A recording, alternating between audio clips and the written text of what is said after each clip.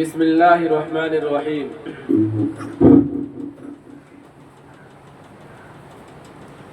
عن معاذ بن جبل رضی اللہ عنہ ان رسول اللہ صلی اللہ علیہ وسلم اخذ بیدہ وقال یا معاذ واللہ انی لأحبک فقال اوصیک یا معاذ لا تدعن فی دبر کل صلاة تقول اللہم اعنی علی ذکرک و شکرک و حسن عبادتک۔ حضرت معاذ بن جبل رضی اللہ عنہ سے روایت ہے کہ رسول اللہ صلی اللہ علیہ وسلم نے ان کا ہاتھ پکڑ کر ارشاد فرمایا، معاذ اللہ کی قسم مجھے تم سے محبت ہے۔ پھر فرمایا، میں تمہیں وصیت کرتا ہوں کہ کسی بھی نماز کے بعد یہ پڑھنا نہ چھوڑنا، اللہم اعنی علی ذکرک و شکرک و حسن عبادتک۔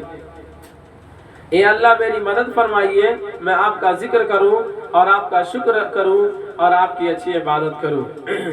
تو یہاں پہ دیکھیں اس حدیث کے راوی حضرت معاذ بن جبل ہے۔ وہ فرماتے ہیں کہ رسول اللہ صلی اللہ علیہ وسلم نے ایک مرتبہ ان کا ہاتھ پکڑ کر فرمایا کہ معاذ اللہ کی قسم ہے مجھے تم سے محبت ہے۔ پھر فرمایا کہ میں تمہیں وصیت کرتا ہوں کہ کسی بھی نماز کے بعد یہ پڑھنا نہ چھوڑنا، اللہم اعنی علی ذکرک و شکرک و حسن عبادتک۔ ابھی تک جتنی حدیثیں آپ کو پڑھا دی گئی ہے اس حدیث کے اندر آپ نے دیکھا کہ نماز کے بارے میں بتایا گیا ہے اور وہاں میں نماز کی فضیلتیں بتائی گئی، لیکن یہاں سے اب جو ہے نماز کے بعد ان چیزوں کو کرنے کے بارے میں بتایا جا رہا ہے جس کے کرنے سے بہت زیادہ ثواب ملتا ہے۔ تو اسی کو آپ صلی اللہ علیہ وسلم نے فرمایا تھا کہ میں تمہیں وصیت کرتا ہوں کہ کسی بھی نماز کے بعد یہ پڑھنا نہ چھوڑنا، اللہم اعنی علی ذکرک و شکرک و حسن عبادتک۔ ہر فرض نماز کے بعد یہ پڑھنا چاہیے۔ اگلی حدیث ہے عن ابی امامہ رضی اللہ عنہ قال قال رسول اللہ صلی اللہ علیہ وسلم من قرأ آیت الکرسی فی دبر کل صلاة مکتوبہ لم یمنعہ من دخول الجنة الا ان یموت۔ حضرت ابو امامہ رضی اللہ عنہ سے روایت ہے کہ رسول اللہ صلی اللہ علیہ وسلم نے ارشاد فرمایا کہ جو شخص ہر فرض نماز کے بعد آیت الکرسی پڑھ لیا کرے اس کو جنت میں جانے سے صرف اس کی موت ہی روکے ہوئے ہیں۔ ایک روایت میں آیت الکرسی کے ساتھ سورہ قل واللہ احد پڑھنے کا بھی ذکر ہوا ہے۔ اس حدیث کے اندر دیکھیے آپ، اس حدیث کے راوی ہیں حضرت ابو امامہ۔ کون ہے؟ حضرت ابو امامہ رضی اللہ عنہ اس حدیث کے راوی ہیں۔ وہ فرماتے ہیں کہ آپ صلی اللہ علیہ وسلم نے فرمایا کہ جو بندہ ہر فرض نماز کے بعد آیت الکرسی پڑھ لیتا ہے تو اس کو جنت میں جانے سے صرف اس کی موت ہی روکے رہے گی۔ یعنی کہ جو بندہ ہر فرض نماز کے بعد آیت الکرسی پڑھ لیتا ہے جب اس کی موت آئے گی تو اس کی وہ ڈائریکٹ وہ جنت میں جائے گا، بنا حساب و کتاب کے کہا جائے گا وہ جنت میں جائے گا۔ آ رہی بات سمجھ میں؟ تو اسی کو کہا یہاں پر اس حدیث کے اندر کہا گیا کہ ہر فرض نماز کے بعد آیت الکرسی پڑھ لیا کرے، اس کو جنت میں جانے سے صرف اس کی موت ہی روکے ہوئے ہے۔ ایک روایت میں آیت الکرسی کے ساتھ ساتھ سورہ قل واللہ احد پڑھنے کا بھی ذکر ہے۔ اگلی حدیث دیکھیے عن حسن بن علی رضی اللہ عنہما قال قال رسول اللہ صلی اللہ علیہ وسلم من قرأ آیت الکرسی فی دبر الصلاة المکتوبہ کان فی ذمۃ اللہ الی الصلاة الاخرى۔ حضرت حسن بن علی رضی اللہ عنہما روایت کرتے ہیں کہ رسول اللہ صلی اللہ علیہ وسلم نے ارشاد فرمایا جو شخص فرض نماز کے بعد آیت الکرسی پڑھ لیتا ہے وہ دوسری نماز تک اللہ تعالیٰ کی حفاظت میں رہتا ہے۔ اس حدیث کے راوی حضرت حسن بن علی ہے۔ وہ فرماتے ہیں کہ آپ صلی اللہ علیہ وسلم نے ارشاد فرمایا کہ جو بھی بندہ ہر نماز کے بعد آیت الکرسی ایک بار پڑھ لیتا ہے تو دوسری نماز تک اللہ تعالیٰ کی حفاظت میں رہتا ہے۔ جیسے کہ مثال آپ کو یوں دیا جائے کہ فجر کی نماز کے بعد کوئی بندہ اگر آیت الکرسی پڑھ لیتا ہے تو ظہر کی نماز کے دوران تک بیچ میں جتنا بھی وقفہ ہوتا ہے اتنا وقت میں وہ کیا ہوتا ہے؟ اللہ تعالیٰ کی حفاظت میں، اللہ تعالیٰ کے امان میں وہ بندہ رہتا ہے۔ اری بات سمجھ میں؟ اسی کو اس حدیث کے اندر فرمایا کہ جو شخص فرض نماز کے بعد آیت الکرسی پڑھ لیتا ہے وہ دوسری نماز تک اللہ تعالیٰ کی حفاظت میں رہتا ہے۔ اس لیے ہمیں ہر نماز کے بعد آیت الکرسی پڑھنے کی کوشش ضرور کرنی چاہیے۔ اگلی حدیث ہے دیکھیے، عن ابی ایوب رضی اللہ عنہ قال ما صلیت خلف نبیکم صلی اللہ علیہ وسلم الا سمعته یقول حین ینصرف اللہم اغفر اللهم اغفر الخطاياي وذنوبي كلها اللهم وانعشني واجبرني واهدني بصالح الاعمال والاخلاق لا يهدي لصالحها ولا يصرف سيئها الا انت۔ حضرت ابو ایوب رضی اللہ عنہ فرماتے ہیں کہ میں نے جب بھی تمہارے نبی کریم صلی اللہ علیہ وسلم کے پیچھے نماز پڑھی، انہیں نماز سے فارغ ہو کر یہی دعا مانگتے ہوئے سنا، اللہم اغفر خطاياي وذنوبي كلها اللهم وانعشني واجبرني واهدني لصالح الاعمال والاخلاق لا يهدي لصالحها ولا يصرف سيئها الا انت۔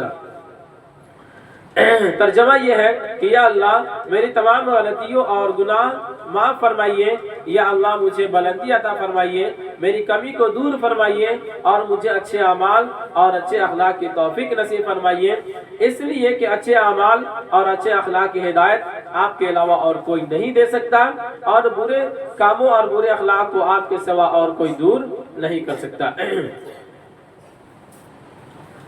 اس حدیث کے راوی حضرت ابو ایوب انصاری رضی اللہ تعالی عنہ ہے۔ وہ کہتے ہیں کہ میں نے نبی کریم صلی اللہ علیہ وسلم کو ہمیشہ یہ دیکھتا تھا کہ جب بھی وہ نماز سے فارغ ہوتے میں ان کے پیچھے نماز پڑھا کرتا تھا، تو جتنے دنوں تک میں ان کے پیچھے نماز پڑھا، میں نے اتنے دنوں تک آپ صلی اللہ علیہ وسلم کو دیکھتا تھا کہ جب بھی وہ نماز سے فارغ ہو جاتے تھے تو یہ دعا کرتے تھے، اللہم اغفر لی خطایاي وذنوبی کلہا اللہم وانعشنی واجبرنی واہدنی لصالح الاعمال والاخلاق لا یہدی لصالحیہا ولا یصرف سیئہا الا انت۔ اس کا ترجمہ بھی بتایا دیا گیا کہ جب آپ صلی اللہ علیہ وسلم ہر نماز کے بعد جب یہ دعا کرتے تھے تو اس حدیث کیا کہتے ہیں، اس عبارت کا کیا مطلب ہے اس کو یہاں پہ بھی ذکر کر دیا، اے اللہ میری تمام غلطیاں اور گناہ معاف فرمائیے۔ کیا کہتے تھے، یا اللہ میری تمام غلطیاں اور گناہ معاف فرمائیے، یا اللہ مجھے بلندی عطا فرمائیے، میری کمی کو دور فرمائیے اور مجھے اچھے اعمال اور اچھے اخلاق کی توفیق نصیب فرمائیے۔ تو اس کے اندر یعنی اس دعا کے اندر آپ صلی اللہ علیہ وسلم نے دنیا کی کامیابی کو بھی مانگا اور آخرت کی کامیابی کو بھی مانگا۔ اس کے اندر نہیں، ظاہر سی بات ہے کہ اللہ رب العزت جب تمام غلطیوں کو معاف کر دیں گے اور گناہ معاف کر دیں گے تو ہماری آخرت آٹومیٹک سنور جائے گی، نہیں، اور اس کے بعد بلندی عطا فرمائیے، میری کمی کو دور فرمائیے۔